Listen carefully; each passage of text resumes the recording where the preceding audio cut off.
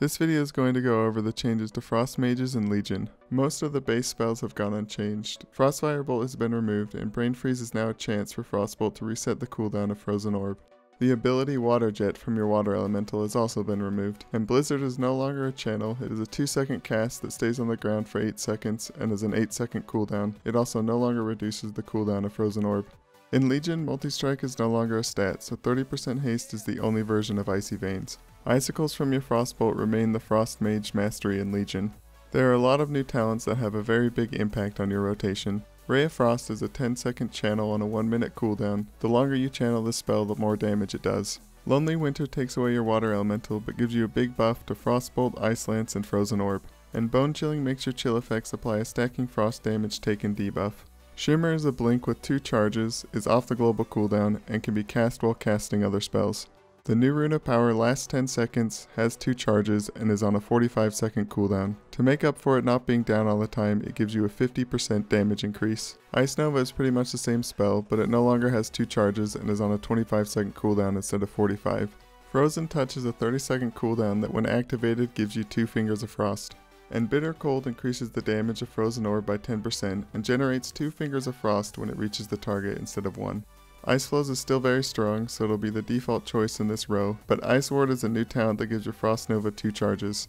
Arctic Gale increases the damage of Blizzard and increases its radius. Glacial Spike makes it so that your icicles are no longer fired when you cast Ice Lance. Instead, you can cast Glacial Spike with 5 icicles, which merges them all together and fires them at once, doing a lot of damage plus all of the icicles' stored damage. Comet Storm is still pretty much the same spell, but it actually does a lot of damage now and the damage doesn't split. The Frost Mage artifact gives you the spell Ebon Bolt, which is a really long cast on a 45-second cooldown that does a lot of damage and also gives you 2 Fingers of Frost. Black Ice gives your icicles a chance to do double damage, and Shield to the Grave makes your Icy Veins increase your frost damage by 40%. Right now it looks like the artifact trait It's Cold Outside is just a placeholder. The base rotation is very simple in Legion. You want to avoid capping your Fingers of Frost while also keeping your Ebon Bolt and Frozen Orb on cooldown.